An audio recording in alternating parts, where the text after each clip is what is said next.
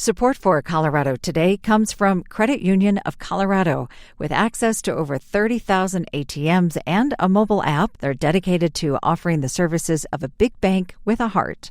Learn more at honestlygood.org.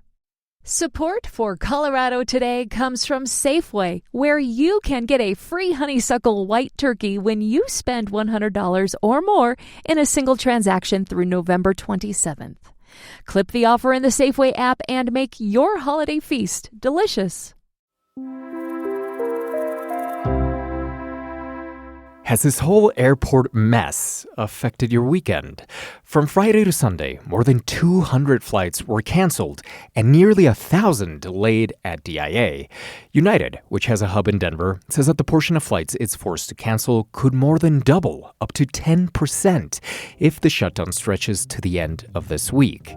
Airlines are offering refunds and free changes.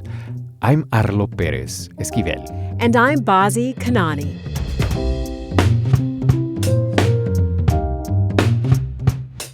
Coming up, the states that use the Colorado River have a significant deadline coming up tomorrow. The situation that I think really scares a lot of people are sudden dramatic cuts in water that are not well planned for. Then, the arts economy appears to be buzzing along, but our habits have changed. Saturday afternoon is the new Friday night.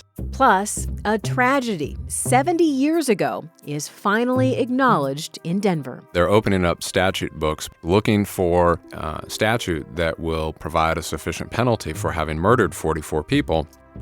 It's Monday, November 10th. Here's the news in Colorado today.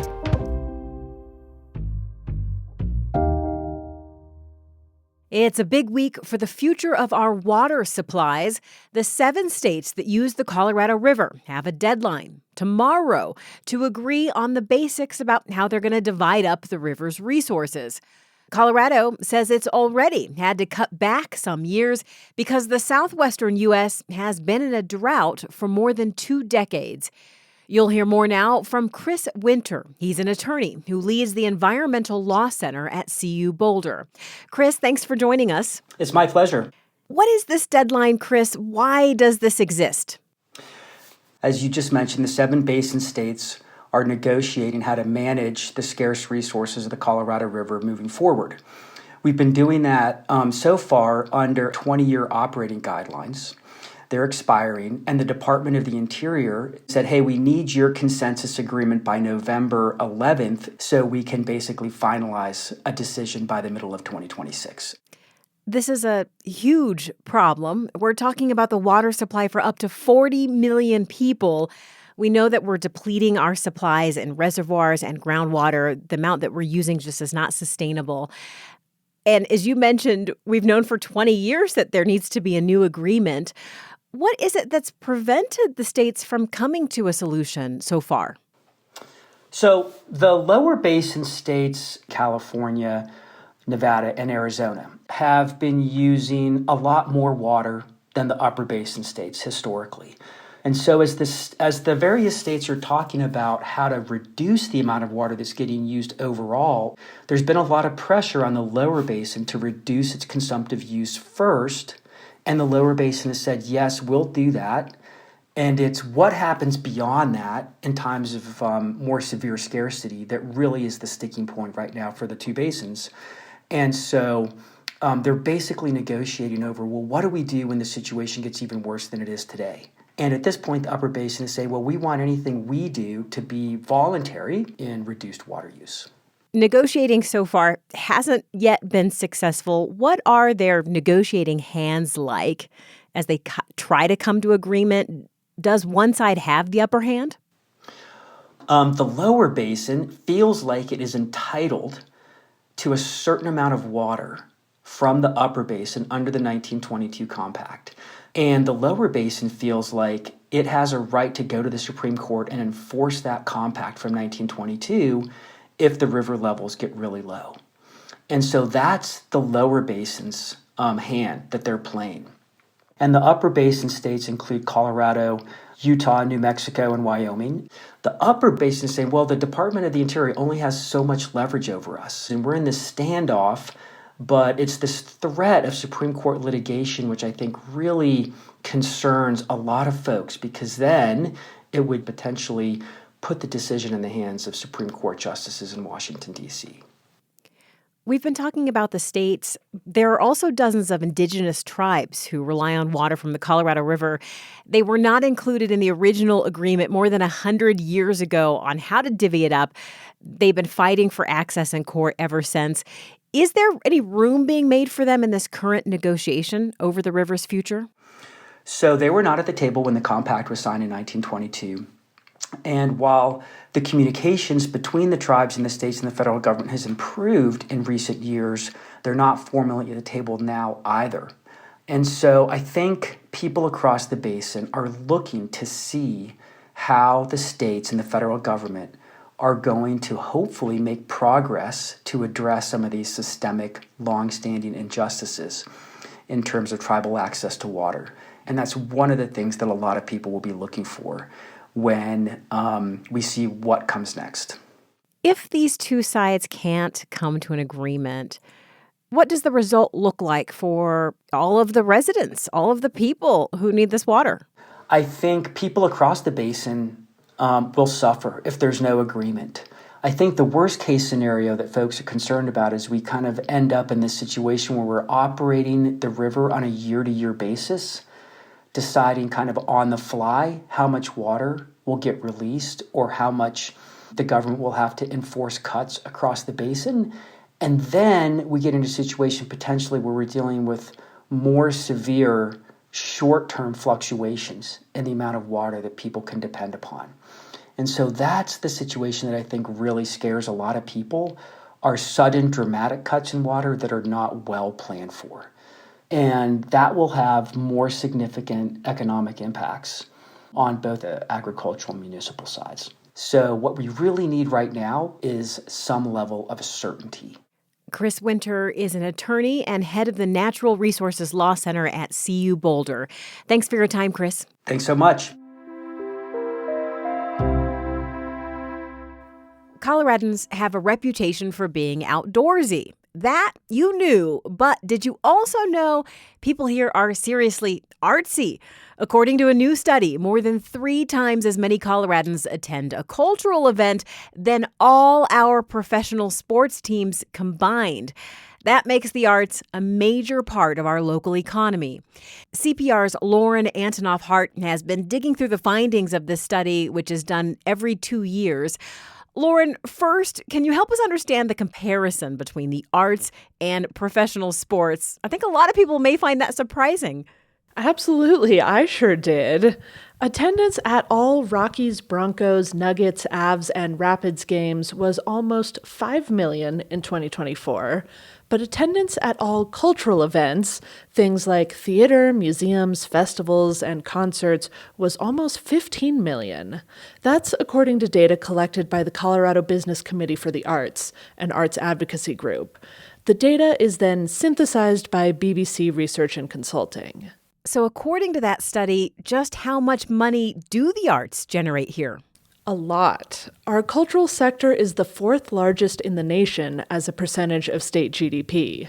We're behind only Nevada, Tennessee, and Florida. Compared to other industries in Colorado, the arts rank ahead of sports, but the outdoor industry is still several times larger. And something that makes Colorado, and specifically the Denver area, stand out nationally is that we have something called the Scientific and Cultural Facilities District. So when you buy things in Metro Denver, 1 penny of every $10 in sales goes to fund hundreds of nonprofit arts and culture organizations. And all the money that collects makes the SCFD the 2nd largest tax-based cultural funding program in the United States. The only larger entity is the New York City Department of Cultural Affairs. New York is definitely a place that's known for its arts and culture scene. Is Denver getting known for our scene? Are we on the national map for that? I think we're getting there, and SCFD wants to invest in cultural tourism, basically in bringing in even more people from outside the tax district to participate in cultural events. In 2024, cultural tourism accounted for about 22% of the arts activity in the metro area. Lauren, you reported that this new study also shows how people's consumption of the arts has changed. What did you learn about that?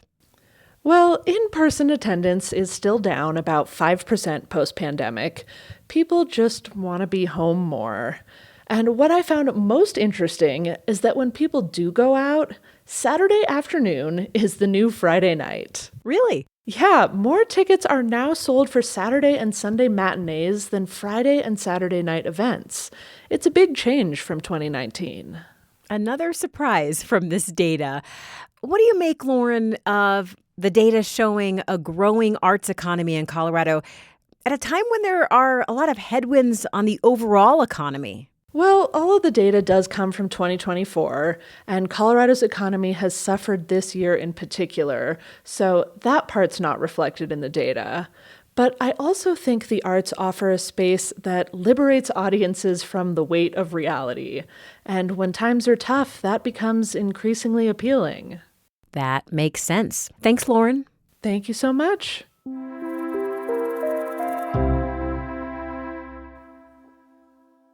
"70 years ago, a United Airlines flight took off from Denver and exploded, killing all 44 people on board. It was the first attack on a commercial flight airliner in the United States. There's never been a public memorial for it until now. CPR's Ryan Warner is here to tell us about the unveiling of a new marker where Denver's old Stapleton Airport once stood. Ryan, why is the memorial going up now? I wondered the same thing, Arlo. And plainly, the organizers said this is long overdue. They think there was a stiff upper lip, don't dwell on the negative attitude in the past, but that it was time. Obviously, the direct descendants of the victims won't be around forever. This 70-year mark provided an opportunity. And you have a logical place to put a marker at the foot of the old control tower. It's a bar and restaurant now, but the tippy top has become a museum and acknowledges this dark chapter of aviation history. This bombing in 1955, it kind of made the world less innocent. Less innocent, yeah. There was no real airport security 70 years ago. Certainly no qualms if you walked with your loved one to the gate. There were no black boxes on airplanes, and not even a specific agency to investigate disasters. So when John Gilbert Graham put explosives into his mother's suitcase disguised as a Christmas present, there was little to stop him. They'd had a rocky relationship for years, and Graham was obviously disgruntled, to put it mildly. As a Christmas present, Yeah. jeez. Ryan, he even bought his mother a life insurance policy right before the flight, right? Yeah, not unusual to sign up for coverage at the airport back then. And Arlo, I want to emphasize how massive the ensuing explosion was in the night sky east of Longmont. Attorney Andrew Field is the author of the book Mainliner Denver. There was so much dynamite, 25 sticks of dynamite by Graham's own confession, which was far more than was necessary to blow up this aircraft. And the explosion was just incomprehensibly large, this enormous fireball, huge pieces of aircraft that came perilously close to crashing into people's houses. And yet the path to justice wasn't so cut and dried. Not at all. There were no federal laws against blowing up an airplane. Quite literally, they're opening up statute books looking for a statute that will provide a sufficient penalty for having murdered 44 people. The only statute that they can find, and even this is a bit of a stretch, is one criminalizing interference with a national defense utility. But the maximum penalty for that particular federal crime was 10 years in prison. And that charge had to do with the fact that there was a soldier on board. 10 years for killing 44 people. Yeah, that was a non-starter. And so, Arlo, the case was handed to the state and Denver's district attorney. He didn't charge 44 counts of murder. He charged one count of murder. He charged Graham with murdering his mother, Daisy King, essentially to make it as clean a case as possible. And for which Graham was eventually executed. Yeah. And this led to changes in federal law. President Dwight D. Eisenhower, who happened to be recovering from a heart attack in Denver at the time of the bombing, took a real interest in this case. Congress then passed and Eisenhower signed a law making airplane sabotage a federal crime. Well, now it's 70 years later, and there's finally a memorial for it. It was just unveiled earlier this month. It's a smooth black granite plaque with the names of the flight's passengers. How do the families of the victims feel about the marker? You know, I think there's some nuance here. Certainly, the memorial means something to some of them. But for Susan Morgan, who was 12 when she lost her parents, Stuart and Anne, the recent ceremony, the gathering, means much more. I just feel like I've stood apart all these years. And now there's going to be this memorial this weekend, and I'm going to see other people who were affected by it, which has never happened to me. And I'm thinking that maybe what I'm going to be able to feel is a little bit of belonging. And that would be nice. That would be really special. CPR's Ryan Warner. Thank you. You're so welcome.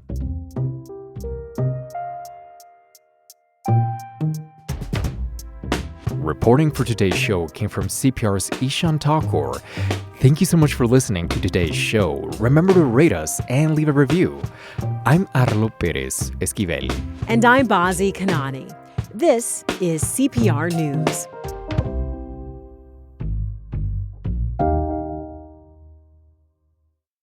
Support for Colorado Today comes from Safeway, where you can get a free honeysuckle white turkey when you spend $100 or more in a single transaction through November 27th. Clip the offer in the Safeway app and make your holiday feast delicious. Support for Colorado Today comes from Credit Union of Colorado. With access to over 30,000 ATMs and a mobile app, they're dedicated to offering the services of a big bank with a heart. Learn more at honestlygood.org.